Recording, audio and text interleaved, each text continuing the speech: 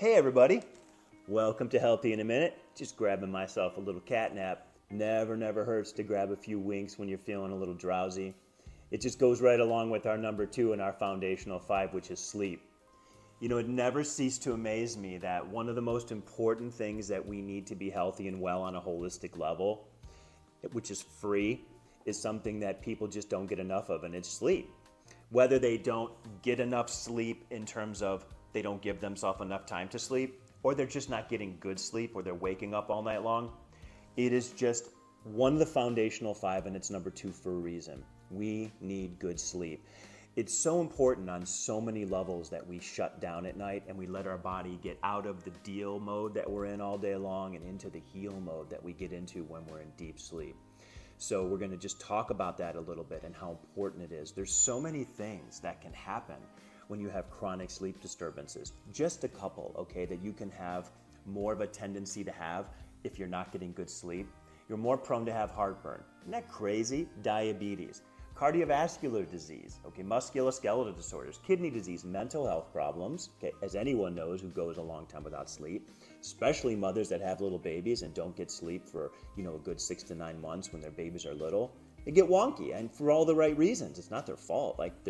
We're not meant to go a long time without getting good sleep. Neurological disorders, respiratory disorders, and thyroid disease, just to name a few, okay, that all can be made worse or you're predisposed to by just not getting good rest. We want to look at what can we do to get good, positive sleep and to make it quality sleep and not just quantity sleep. And so there's some things you want to do, first of all, in your practices of your life, and that is make sleep important.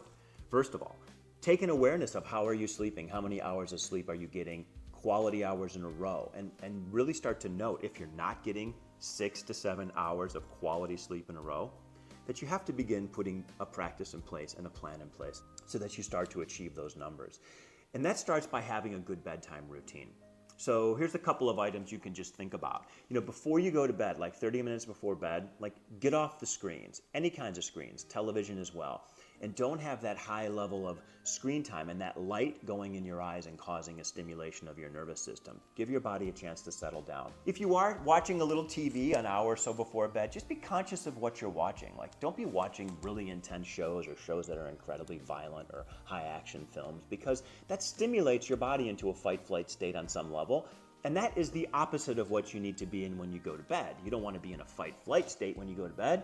You want to be in a healing state, a relaxed state, what we call parasympathetic state when you go to bed. Also be sure you're not doing any caffeine or chocolate after 2 p.m. if you're having any kind of sleep problems at all. Practice some deep breathing before you go to bed. And I don't just mean breathing in, it's also breathing out. So just start, like I always used to teach my patients, start with a 3 count in both directions,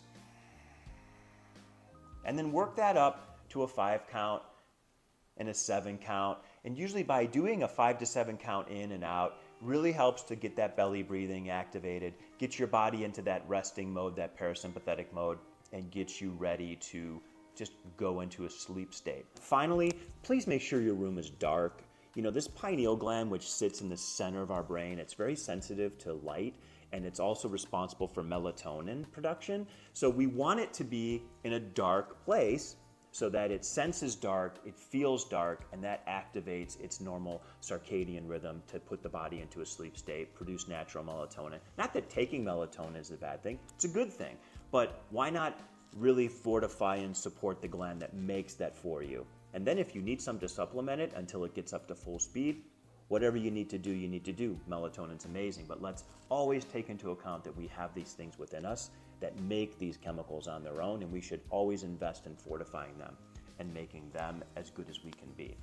So there's some other things you can use as far as products that can help you with this, and I like to kind of categorize them into, if you're having a problem falling asleep, then look at calcium minerals, things like Mintran, Kava Forte, and Valerian. Kava to really help relax the mind, and valerian to help relax the body and get rid of muscle tightness and stiffness if you're going to bed and you're feeling that tightness or stiffness or restlessness in your legs or your body. That valerian complex works amazing.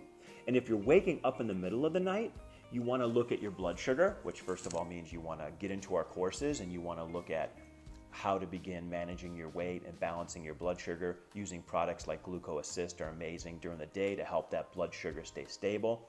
And then before you go to bed, you can take some things like Livaplex or Diaplex. And these are two products that help to support healthy blood sugar levels, and you can take them with your dinner or just before bed, just to help you get into a more of a balanced blood sugar pattern during the night and help you burn your fat during the night and not be so reliant on your sugar levels going up and down. And when they get too low, they can wake you up at night. And so many people that wake up between 2 and 3 o'clock in the morning, they're waking up because their blood sugar is fluctuating, that it brings their brain out of a deep sleep mode and really brings them to a place where they should be thinking about eating something, but really not the best idea to be getting up in the middle of the night and eating.